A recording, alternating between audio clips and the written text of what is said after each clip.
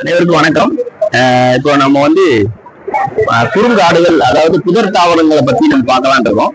பொதுவா புதர் தாவரங்கள்ன்றது ஒரு ஊருடைய துவக்கத்துல இருக்கக்கூடிய ஒரு புதர் தாவரங்கள் இன்னைக்கு எல்லா கிராமங்களிலுமே இல்லாம போன ஒன்றா, மறைந்து போன ஒன்றா இருக்குது.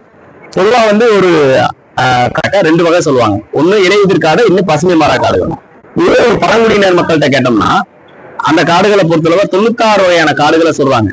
அந்த 96 வகையான காடுகள்லையும் முக்கியமா சொல்லக்கூடியது விறகு காடுகள், பூக்காடுகள், அப்புறம் மூலிகை காடுகள், அப்புறம் கீரை காடுகள், இப்படின்னு வகை வகையா பிரிக்கிறாங்க. ஒவ்வொன்று பயன்பாட்டின் அடிப்படையில அந்த காடை பிரிக்கிறாங்க. அந்த அடிப்படையில நம்ம இங்க அன்னவயல்ல நம்ம கொடுக்கக்கூடியது புதர் தாவரங்கள், புதர் கீரைகள் சொல்லக்கூடிய இந்த ஆடாதொடை குச்சிகள் கொடுக்குறோம். இந்த ஆடாதொடை குச்சிகள் பெரும்பாலும் இருமல், ஜலி இது மாதிரியான விஷயங்களுக்கும் நல்லது.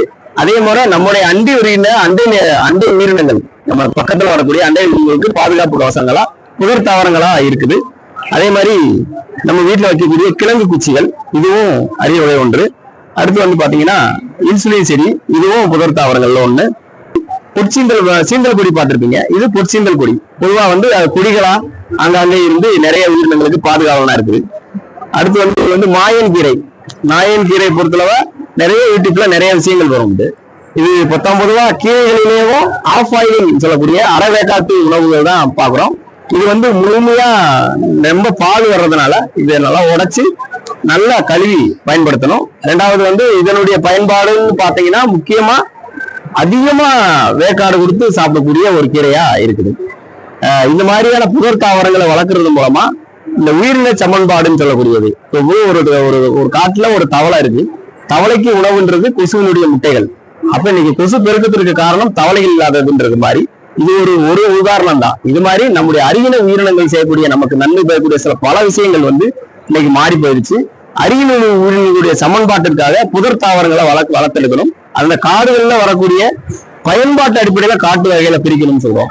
அது விறகு காடு, விறகு எடுத்தோம்னா ஒரு மரத்துல இருந்து விறகு எடுத்தோம்னா விறகு காடு. இன்னைக்கு கேஸ் சிலிண்டர் உட்காந்துருக்கு. இன்னைக்கு நம்ம வீட்டுல அடுப்பு எரியணும்னா ஈரான் நாட்டுல இருந்து நெருப்பு வர வேண்டியிருக்கு. இதனுடைய பயன்பாடு, இதனுடைய வாழ்வின்றது காலகட்டத்துல மாறணும்னு நினைக்கிறோம். அப்போ ஒரு பயன்பாட்டு அடுப்புல ஒரு காடுகளுக்குள்ள எத்தனை வகையான காடுகள் நம்ம பிரிச்சு பார்த்தோம்னா ஒரு 96 வகையான காடுகள் இருக்குது. இதை பத்தி நம்ம விரிவா பேச வேண்டி இருக்குது. பேசி அடுத்த தலைமுறைக்கு கொண்டு வரக்கூடிய வாழ்நாள் கடமையா கருதுறதுனால இந்த விஷயத்த நான் கவனப்படுகிறேன். நன்றி, வணக்கம்.